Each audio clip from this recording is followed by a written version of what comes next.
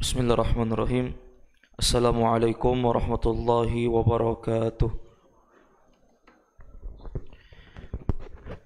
Alhamdulillahi rabbil alamin. Assalatu wassalamu ala ashrafil anbiya'i wal mursalin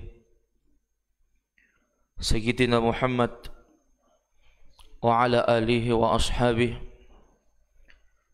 wa man sara ala nahjihi wa iktafa bi atharihi ila yaumiddin. Qala Rabbuna Jalla wa Ala fi kitabihil karim wa huwa asdaqul qailin. A'udzu billahi as-sami'il 'alim minasy syaithanir rajim min hamzihi wa nafthihi wa nafthihi. Ya ayyuhalladzina amanu ittaqullaha haqqa tuqatih wa la tamutunna illa wa antum muslimun. Alhamdulillah, kita lanjutkan kembali pembahasan kita membahas kitab Mukhtasar Sirah Ar-Rasul sallallahu alaihi wasallam. Ringkasan dari perjalanan kehidupan baginda kita Nabi Allah Muhammad sallallahu alaihi wasallam. Sebuah kitab yang dikarang oleh Fadilatul Syekh Al-Imam Al-Mujaddid Muhammad bin Abdul Wahhab rahimahullahu ta'ala rahmatan wasi'ah. Di malam hari ini kita masuk di dalam pembahasan yang ada di halaman ke-63 dari buku cetakan Manaratul Islami. Tepatnya di judul yang baru, beliau membawakan judul Anwa'ul Wahyi, jenis-jenis wahyu. Sebagaimana telah berlalu bahwasanya Rasulullah sallallahu alaihi wasallam mendatangi seorang sepupu dari istrinya Khadijah untuk menyampaikan tentang keadaan yang telah dia lihat kepada Waraqah bin Naufal. Ini sepupunya Khadijah. Maka ketika menyampaikan tentang apa yang telah dia lihat di Gua Hira, kejadian yang menimpa diri beliau di Gua Hira, maka Waraqah bin Naufal menyimpulkan bahwa Nabi di akhir zaman itu adalah Nabi Muhammad sallallahu alaihi wasallam dan suami dari sepupunya, yaitu dari Khadijah radhiyallahu anha. Maka setelah itu beliau menyampaikan tentang jenis-jenis wahyu. Jenis-jenis wahyu yang Allah Subhanahu wa taala berikan kepada para nabinya. Syekh Muhammad bin Abdul Wahhab mengatakan, "Wa kana al-wahyu alladhi ya'tihi sallallahu alaihi wasallam anwa'an." Dan wahyu yang datang kepada Nabi itu beraneka ragam jenisnya, banyak macam-macamnya. Disebutkan nanti ada 6 jenis wahyu yang Allah Azza wa Jal berikan kepada para hambanya. Yang pertama, dari wahyu yang Allah SWT berikan kepada para nabinya, beliau mengatakan ahaduha ar-ru'ya. Salah satu dari 6 jenis wahyu yang Allah turunkan kepada para nabinya, salah satunya adalah ar-ru'ya, yakni ru'yah. Ru'yah pakai hamzah, bukan ruqyah pakai qaf, karena itu dua makna yang berbeda. Jadi kalau ru'yah atau ar-ru'ya pakai hamzah itu artinya mimpi. Adapun ruqyah maka itu adalah pengobatan dengan cara membacakan ayat-ayat Al-Quran atau doa-doa hadis yang warid dari Nabi alaihi salatu wassalam, dan semuanya diniatkan untuk menyembuhkan, karena Al-Quran itu adalah obat dari segala macam penyakit. Jadi di antara bentuk wahyu itu berupa mimpi. Orang-orang zaman sekarang yang dia mengaku sebagai nabi, atau orang-orang belakangan hari ini yang mengaku sebagai nabi, Mereka mengakunya mendapatkan wahyu dari jenis mimpi. Tidak ada di antara mereka mengatakan Jibril datang kepadaku, tidak. Tapi mereka mengakui bahwasanya wahyu yang didapatkan itu dengan cara mimpi. Walaupun itu semua adalah kedustaan yang direkayasa tentunya. Qala Ubaid ibnu Umair, berkata seorang ulama yang bernama Ubaid bin Umair. Apa kata beliau? Ru'yal anbiya wahyun. Maksudnya mimpi para nabi itu adalah sebuah wahyu. Jadi para nabi itu ucapan mereka, perbuatan mereka, termasuk mimpinya sekalipun itu adalah wahyu yang Allah SWT turunkan. Wahyu tersebut melalui mimpi. Tsumma qara'a, kemudian disebutkan bahwasanya Ubaid bin Umair membacakan firman Allah di dalam surah As-Saffat ayat ke-102. Allah berfirman ketika menceritakan bagaimana Nabi Ibrahim alaihi salam itu mendapatkan wahyu untuk menyembelih anaknya. Siapa anaknya yang disembelih? Silang pendapat di kalangan ulama. Apakah Nabi Ismail atau Nabi Ishak? Tapi jumhur ulama, pendapat mayoritas kebanyakan para ulama, bahwasanya yang disembelih itu adalah Nabi Ismail alaihi salam.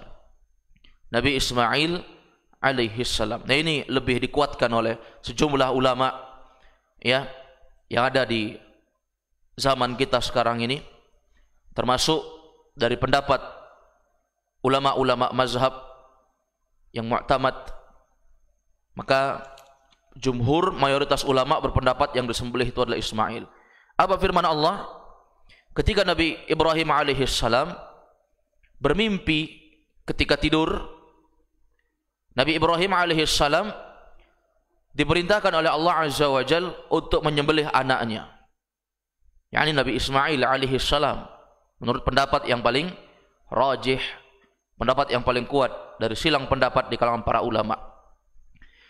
Maka Allah mengatakan dari kisahnya Nabi Ibrahim, kata Nabi Ibrahim, inni ara fil manam. Sebelumnya dia panggil anaknya, ya, wahai anakku, inni ara fil manam, sesungguhnya aku melihat di dalam mimpi. Apa yang dilihat? Anni adzbahuk, sesungguhnya aku menyembelihmu di dalam mimpi tersebut. Dan itu perintah Allah azza wa jalla. Maka Nabi Ibrahim bertanya kepada anaknya, fanzur madza tara, bagaimana pendapatmu? Maka seorang anak yang di atas fitrahnya, seorang anak yang sudah memahami orang-orang yang berbicara kepada dirinya dan mengerti tentang tujuan syariat, dia mengatakan dengan tegas kepada ayahnya, ya abati if'al ma tu'mar satajiduni insyaallahu minas sabirin. Wahai ayahandaku tercinta, lakukanlah apa yang diperintahkan oleh Rabbmu Allah untuk dirimu, sesungguhnya aku akan menjadi orang yang bersabar.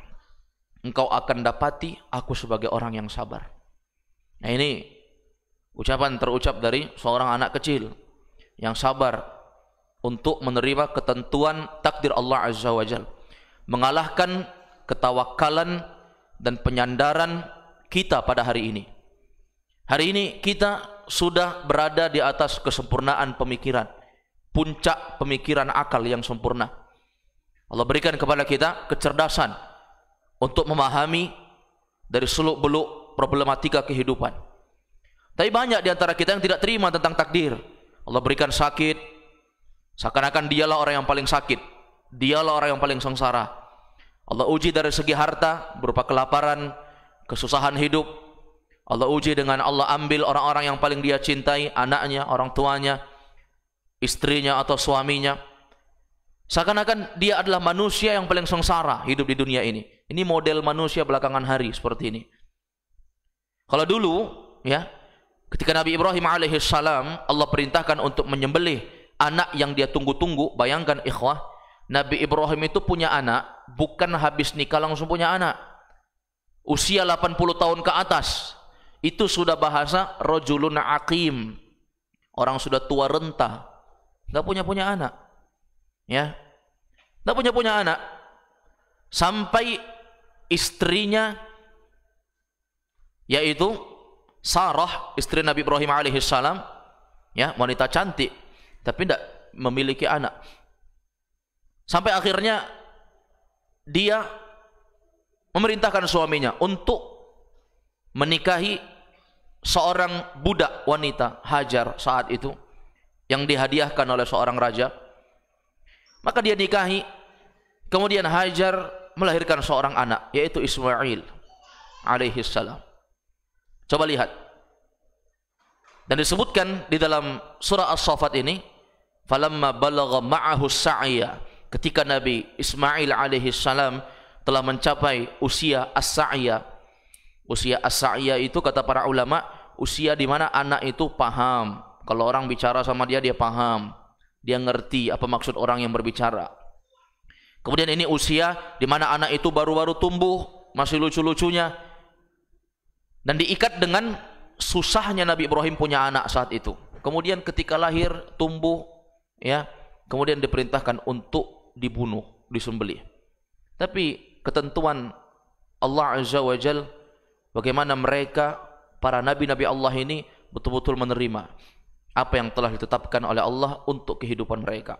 Maka Nabi Ibrahim pun ikhlas, anaknya pun sangat sempurna jawabannya.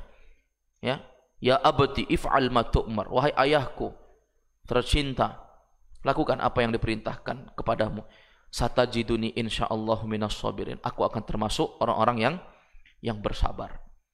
Baik, ini ma'asyiral muslimin a'azzakumullah. Jadi penting sekali untuk kita menanamkan ketawakalan terhadap takdir untuk diri-diri kita.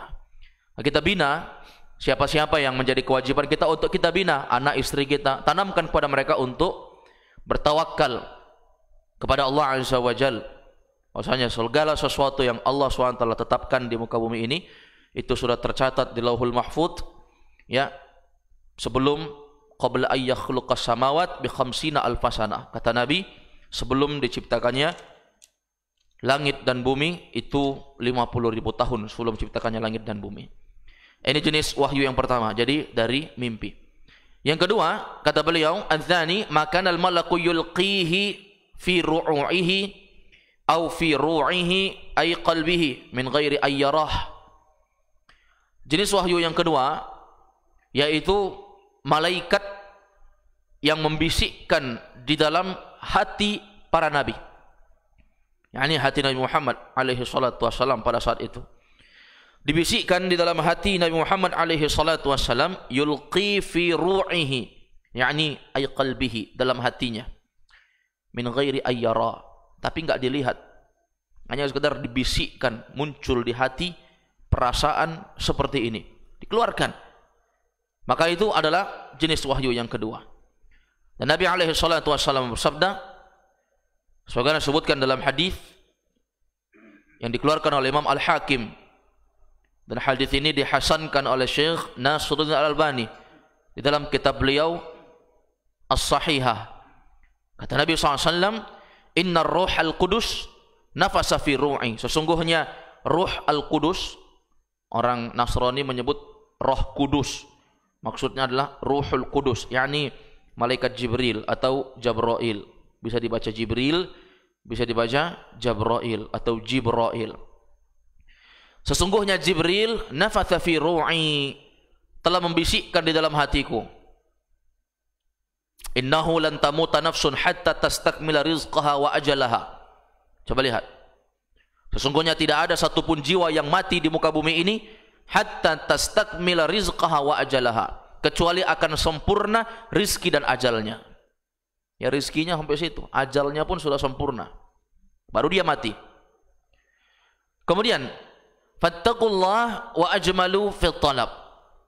Maka disebutkan dalam hadis ini fattaqullah, maka wasiatnya bertakwalah kalian kepada Allah.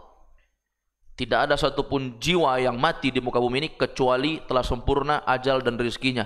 Maka bertakwalah kalian kepada Allah, wa ajmilu fit talab, dan percantiklah bagaimana caranya kalian meminta rizki, mendapatkan rizki.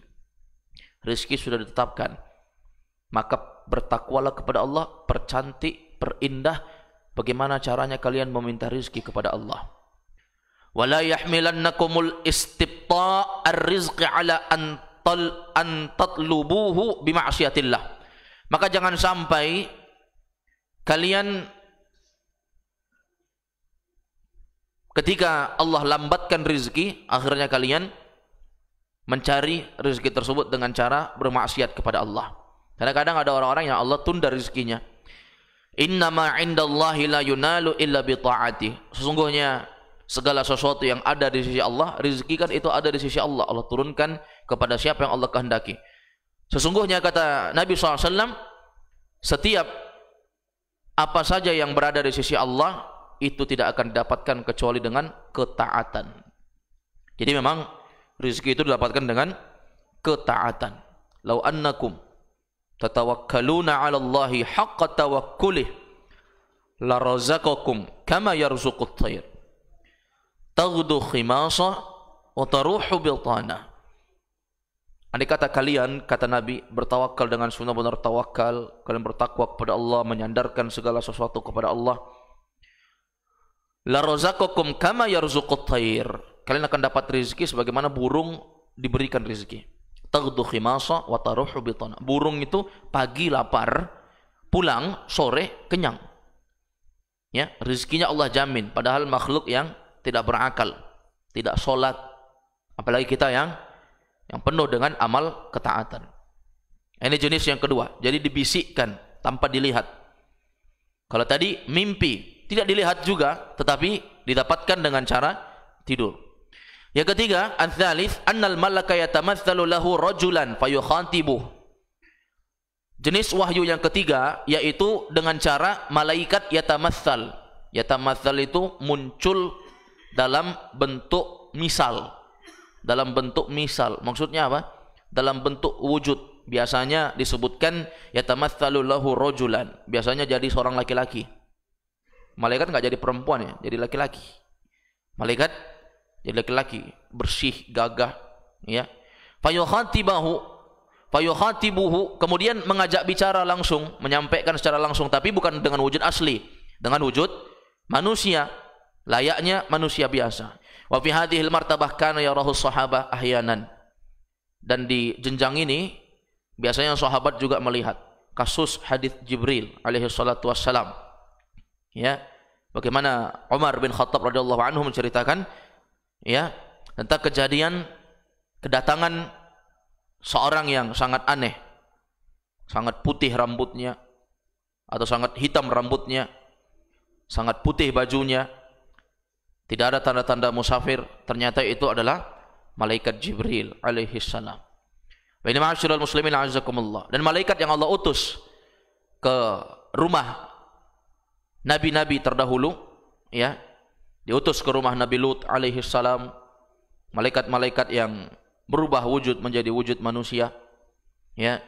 Maka ketika itu datang dengan wujud yang sangat tampan sekali. Maka istrinya Nabi Lut alaihi salam mengkhabarkan kepada penduduk kampungnya bahwasanya ada orang yang gagah, orang yang tampan datang di rumah suaminya. Datanglah berduyun-duyun orang-orang melihat, ya, karena kaumnya Nabi Lut ini kaum yang menyukai sesama jenis. Istrinya Nabi Lut tidak suka sesama jenis, buktinya dia nikah dengan Nabi Lut. Tetapi dia membenarkan dan mendukung aksi perbuatan liwat, perbuatan homoseksual pada saat itu, sehingga juga dihukumi sama. Jadi walaupun dia tidak tapi membenarkan, ya, sama saja. Itu datang malaikat untuk membinasakan negeri itu pada hari itu dalam wujud manusia. Jadi yang seperti ini juga ada. Wahyu turun dalam bentuk malaikat tersebut menjelma sebagai seorang laki-laki dan berbicara secara langsung. Yang keempat dari jenis wahyu, annahu kana ya'tihi fi mithli salsa'al jaras, salsalatil jaras, bahwa asyaddu alaih. Yang keempat yaitu malaikat datang atau wahyu itu datang seperti ada suara lonceng, ya. Fa yatalabbasu bihil malak, malaikat masuk di tubuh nabi yang akan diturunkan kepadanya wahyu, hatta inna jabinahu la yatafassadu araqan fi yaumi syadidil barat. Pada suatu ketika Nabi SAW itu mendengarkan suara lonceng, ya, keras. Seketika masuk malaikat ke tubuh Nabi SAW, hatta inna jabinahu, sampai-sampai dahi beliau, jabin beliau, yaitu kening beliau, la yatafassat araqan, mengeluarkan cucuran keringat, ya, keluar keringat, fil yaumi syadidil barad, ya, padahal pada hari saat itu cuaca sangat dingin, nggak mungkin orang keringat, tapi saat itu bercucuran keluar keringat dari dahi Nabi alaihi salatu wassalam. Nah, ini bentuknya apa? Bentuk bagaimana Nabi SAW itu mendapatkan wahyu dengan cara mendengarkan suara lonceng dan malaikat masuk di tubuh beliau. Maka ma'asyiral muslimin a'azakumullah, wa hatta inna rahilatahu latabruku bihi ilal ard. Sampai-sampai pernah, ya, saat Nabi naik di atas kendaraan, kendaraannya itu pun ikut menderum, turun. Ya. Wa ja'ahu marratan wa fakhidhuhu ala fakhidhihi Zaid bin Thabit fakadat turaddu. Dan pernah juga suatu ketika, ya, ada kejadian diceritakan bahwa Nabi SAW itu sampai menindis pahanya Zaid bin Thabit, ya, saking tidak sadarnya pada saat itu, sampai Nabi tindis pahanya Zaid bin Thabit, ya, ketika menerima wahyu itu, fakadat turaddu, sampai-sampai hampir saja remuk, hancur tulang pahanya Zaid bin Thabit ketika, ya, ditindis oleh Nabi SAW pada saat itu. Ini jenis wahyu yang keempat, jadi seperti ada suara lonceng. Yang kelima, karena dia ada 6, ayyatiyahul malak fi suratil lati khuliqa 'alaiha, yaitu malaikat datang dalam wujud yang asli. Maksudnya apa? Fi suratil lati khuliqa 'alaiha, yaitu wujud yang mana malaikat itu diciptakan dengan wujud itu. Maksudnya wujud asli. Ya, ini juga pernah kejadian dilihat. Fayuhiya ilaihi ma sya'allah, maka dia memberikan wahyu sesuai dengan apa yang telah Allah kehendaki. Wa hadza waqa'a marratayn kama dzakara Allah Subhanahu wa taala fi suratin Najm. Ini wujud yang asli, ya, itu kejadian terjadi 2 kali. Sebagaimana yang diceritakan dalam surah An-Najm. Ketika Nabi SAW melihat Jibril di wujud yang asli, Nabi melihat, ya, ufuk, semua yang ada di pandangan mata di hadapan kita namanya ufuk, itu full dengan sayapnya Jibril alaihi salam. Ketika dihitung, ya, sayapnya melebihi atau sekitar 600 sayap. Sangat luar biasa besarnya Jibril alaihi salam muncul dengan wujud yang asli, ya, sosok yang sangat menakutkan. Nah, seorang hamba itu ketika dia tidak pernah melihat sesuatu, fitrahnya memang muncul rasa takut pada saat itu. Kemudian ma'asyiral muslimin azakumullah, terkait dengan jenis turunnya wahyu yang terakhir, yang keenam, yaitu apa? Ma auhahu Allahu fawqa samawati lailatal mi'raj min fardhi salati wa ghairiha. Itu sebagaimana yang Allah wahyukan di atas langit. Jadi wahyu itu diambil di langit, tidak di dunia. Kalau tadi 5 wahyu dapat di dunia, 1-nya lagi, ya. Nah, ini terjadinya ketika Lailatul Mi'raj, malam di mana Nabi SAW itu dimi'rajkan, dinaikkan oleh Allah Subhanahu wa taala, yaitu ke Sidratul Muntaha. Sidrah itu artinya pohon bidara. Muntaha itu artinya tempat yang paling terakhir yang bisa dicapai oleh makhluk, tempat tertinggi dan batasan terakhir seorang bisa mencapainya. Itu pun cuma Nabi. Ya, orang zaman sekarang ya tidak bisa. Andai kata kita buat alat canggih untuk menempuh itu, tidak bisa. Tidak akan mungkin untuk bisa. Karena itu atas kehendak dan kuasa Allah Subhanahu wa taala. Ma'asyiral muslimin a'azakumullah. Jadi jelas bahwasanya terjadi di malam Lailatul Mi'raj. Di malam Mi'raj di mana Nabi dinaikkan. Itu kejadian sangat singkat tetapi, ya, menampakkan kepada Nabi peristiwa yang sangat banyak. Sampai kata para ulama, ketika Nabi ditampakkan tentang keadaan surga dan neraka, itu juga di Lailatul Mi'raj itu. Ketika Nabi SAW mengatakan uridtun nar, ditampakkan kepadaku tentang neraka, ya. Uridtul jannah, ditampakkan kepadaku tentang keadaan surga. Bagaimana Nabi SAW melihat lautan berwarna hitam, isinya kepala manusia semua, ya. Pernah ikut kampanye? Itu lautan manusia. Kalau kita lihat dari atas, semua kepala manusia berwarna hitam. Ya. Dan Nabi SAW melihat kejadian itu. Nabi mengatakan, ini adalah umatku, kata Nabi. Maka dikatakan kepada Nabi, ya Rasulullah, itu bukan umatmu. Hadza Musa wa qaumuhu. Ini adalah Musa dan kaumnya. Betapa banyaknya itu pengikutnya Nabi Musa di hari akhirat.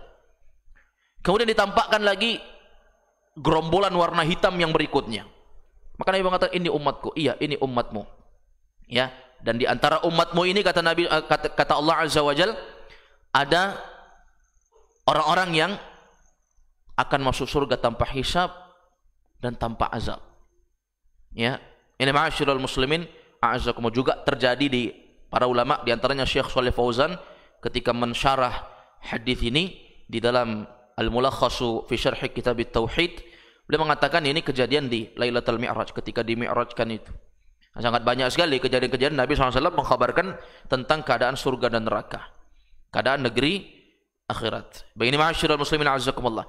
Di antara hal yang diwahyukan di malam Lailatul Mi'raj itu yaitu adanya kewajiban salat 5 waktu. Ini salat 5 waktu enggak didapatkan di dunia. Ya. Tidak didapatkan di dunia, tetapi itu didapatkan ketika malam Lailatul Mi'raj itu. Ya. Langsung dijemput wahyu itu di langit oleh Nabi SAW. Ya. Dan itu awalnya kewajiban salat 50 waktu. Kemudian diringankan menjadi berapa? 5 waktu. Dan 5 waktu itu ya, yang paling mencengangkan kita, mencengangkan seorang muslim, 5 waktu dilakukan tetapi menyamai pahala 50 waktu yang dilakukan oleh umat terdahulu. Coba lihat kemudahan yang Allah berikan kepada kaum muslimin, ya, orang-orang yang ada di belakangan hari dari umat Nabi Muhammad alaihi salatu wasallam. Baik, ini 6 jenis wahyu. Qala Ibnu Qayyim rahimahullah, Imam Ibnu Qayyim rahimahullah mengatakan, awwalu ma auha ilaihi rabbuhu ay yaqra'a bismi rabbih alladhi khalaq. Bahwasanya yang wahyu yang paling pertama yang Allah turunkan kepada Nabi Muhammad yaitu perintah agar beliau membaca surat Iqra. Ya, bacalah bismi rabbikal ladzi khalaq, dengan menyebut nama Rabbmu, dialah Allah yang telah menciptakan seluruh makhluk. Nah, ini Ibnu Qayyim menyebutkan, wa dzalika awwalun nubuwwatihi. Ini awal kenabian. Awal kenabian. Fa amarahu ay yaqra'a fi nafsihi wa lam ya'murhu bi tablighihi. Maka diperintahkan hanya baca untuk dirinya. Jibril mengatakan apa? Iqra bismi rabbikal ladzi khalaq, khalaqal insana min 'alaq, iqra wa rabbukal akram alladzi 'allama bil qalam, 'allamal insana ma lam ya'lam. Ayat 1 sampai 5. Ini hanya disuruh baca untuk dirinya, walam ya'murhu bi tablighihi, enggak diperintahkan untuk didakwahkan. Jadi ini masih apa? Kelas jadi nabi. Karena ada fase jadi nabi, ada fase jadi rasul. Kalau nabi itu diturunkan kepadanya wahyu, tapi tidak diperintahkan untuk didakwahkan kepada orang lain. Tetapi kalau rasul turun wahyu, wajib didakwahkan. Wajib didakwahkan. Setelah fase turunnya surah Iqra bismi rabbikal ladzi khalaq sebagai awal kenabiannya Rasulullah, tsumma anzalallahu alaihi, setelah itu barulah turun surat Al-Muddatsir. Ya ayyuhal muddatsir qum fa'anzir. Wahai Al-Muddatsir, qum fa'anzir. Ya, berdirilah, fa'anzir, berilah peringatan. Ini perintah ini. Qum, tegaklah engkau, fa'anzir, berilah peringatan. Inilah perintah dakwah. Fanabba'ahu bi'iqra, maka Rasulullah itu diangkat menjadi nabi dengan surat Iqra. Wa arsalahu bi ya ayyuhal muddatsir, dan beliau diutus menjadi rasul dengan ayat ya ayyuhal muddatsir. Jadi yang pertama turun itu surat Iqra dulu, jadi nabi dulu, setelah itu baru jadi rasul. Tsumma amarahu ayyunzira 'ashiratahul aqrabin. Ini perhatikan nih. Sebagai seorang pendakwah, ya, ad-da'i ilallah, bukan cuma ustaz ya. Karena kita semua ini dai.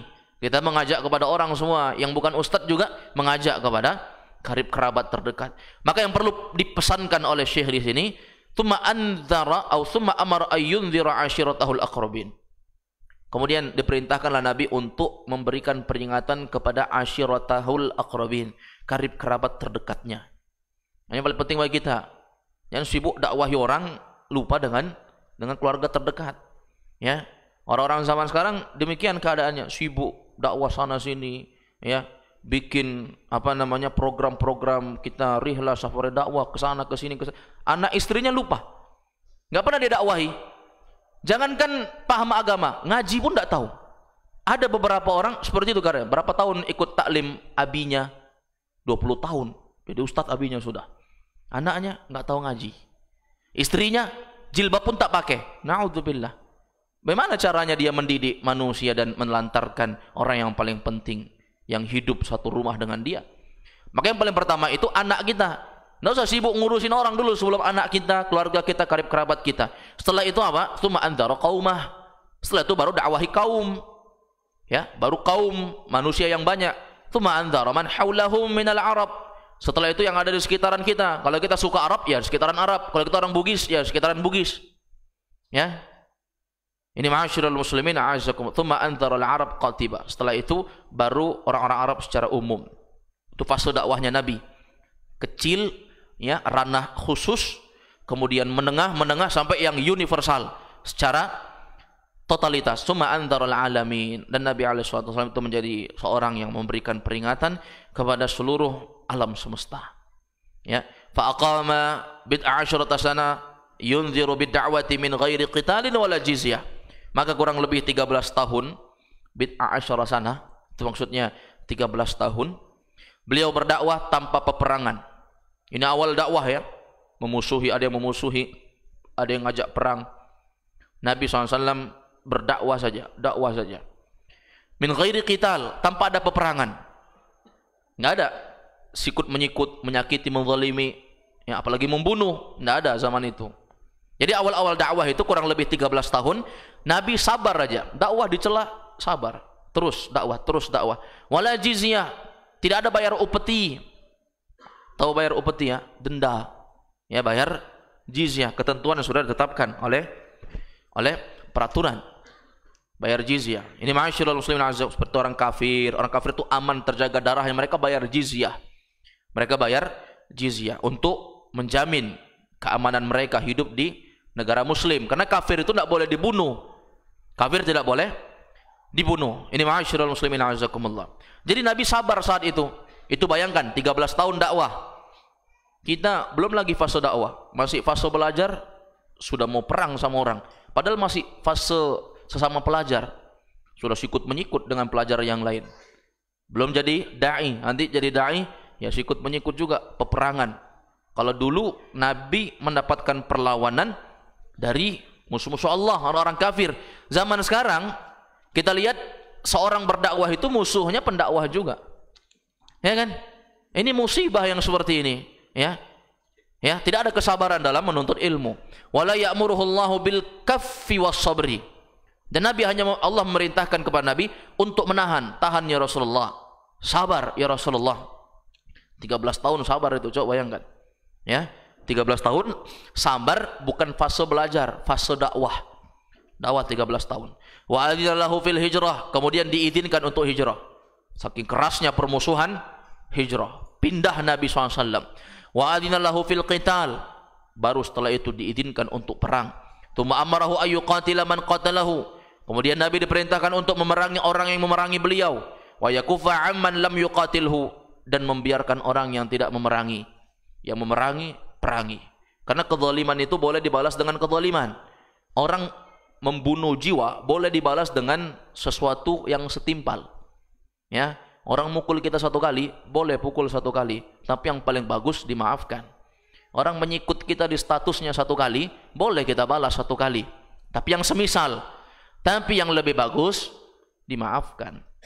Jadi bukan nggak boleh, boleh. Apa ayatnya? Fajaza'u sayyi'atin sayyi'atun mithluha faman 'afa wa aslaha fa ajruhu 'ala Allah. Kata Allah Azza wa Jalla, Allah mengatakan fajaza'u sayyi'atin sayyi'atun mithluha, balasan perbuatan buruk yang serupa. Dipukul orang kita 1 kali, Dilempar orang kita pakai batu satu kali, boleh kita balas, tapi yang setimpal, yang sama. Jangan dipukul satu kali, mau balas dua kali. Ya, dilempar satu kali, mau lempar tiga kali. Ya kan? Makanya kata Ibnu Taimiyah di dalam kitab beliau, Kaidah dalam Bersabar, kata beliau, hendaknya seorang muslim itu memilih pilihan kedua. Walaupun Allah Azza wa Jalla membolehkan membalas satu kezaliman dengan kezaliman yang serupa, itu segi pembolehan. Tapi kebanyakan manusia itu mereka nggak akan mampu untuk membalas sesuatu dengan yang setimpal. Ada teman kita nyindir kita di status WhatsApp-nya, status Facebook-nya, satu kali aja. Sibuk kita, satu pekan pokoknya kita bahas tentang dia. Kalau perlu bikin kajian, bikin judulnya, kasih nama dia situ. Membantah syubhat si Muhammad bin Muhammad misalnya. Atau si Fulan bin Allan. Coba lihat, kayak nggak ada judul kajian yang lain. Ya kan? Seperti itu keadaannya. Pokoknya kalau pergi taklim, yang digosipi dia saja. Padahal cuma satu kali saja disikut dia. Ya, sampai satu pekan diputar terus. Makanya kata Ibnu Taimiyah, lebih bagus pilih pilihan kedua. Karena kalau kalian mau balas yang setimpal nggak mungkin. Ya kan? Ya, coba bapak pukul istrinya satu kali, pasti dia balas dua kali. Atau dibalas 5 kali. Ya kan? Ini namanya manusia, nggak ada puasnya. Membalasnya harus lebih keras. Makanya kata Ibnu Taimiyah, pilih yang kedua, yaitu apa? Faman aslaha wa ajra faman afa wa aslaha fa ajruhu 'ala Allah. Tapi siapa yang memaafkan, dipukul orang, udahlah enggak apa-apa. Wa aslaha, perbaiki hubungan, jangan rusak hubungan kita sama dia. Ya kan? Maka pahalanya sudah dijamin oleh Allah. Jadi memaafkan lebih baik. Tabrak orang motor kita, ya udah enggak apa-apa, Pak, pergi saja. Ya kan? Tapi kalau motor kita ditabrak orang, turun, ganti mahal. Ya kan? Sabar. Karena apa? Kalau kita minta ganti rugi, itu akan lebih parah. Pasti kita meminta sesuatu yang lebih. Cuma rusak kapnya sedikit, minta ganti kap baru. Padahal kalau diperbaiki cuma 100.000 misalnya. Minta ganti 1 juta, 10 kali lipat. Ya kan? Ini ma'asyiral muslimin a'azakumullah. Jadi maafkan saja kalau sesuatu yang kecil. Apa boleh buat? Orang nabrak motor kita itu tidak sengaja juga, bukan sengaja. Ada orang sengaja, karena motornya juga rusak. Siapa yang mau motornya rusak? Tapi Allah tetapkan itu. Makanya ya, ketika Nabi dakwah itu suruh sabar, tahan, sabar, sampai ada perintah untuk hal tersebut. Tsumma amarahu biqitalil musyrikin. Setelah itu barulah diperangi orang-orang musyrikin hatta yakuna ad-dinu kulluhu lillah. Sampailah akhirnya agama itu murni hanya milik Allah Azza wa Jalla. Insyaallah akan kita lanjutkan di dalam pembahasan awaluman aman, yaitu orang-orang yang paling pertama beriman setelah fase penurunan wahyu yang diturunkan kepada Nabi alaihi salatu wassalam. Hadza huwa, semoga bermanfaat. Wassallallahu wasallam ala Nabi Muhammad wa ala alihi wa sahbihi wasallam. Subhanakallahumma hamdik, asyhadu an la ilaha illa anta, astaghfiruka wa atubu ilaik. Wa akhiru da'wana anil hamdulillahi rabbil alamin. Assalamualaikum warahmatullahi wabarakatuh.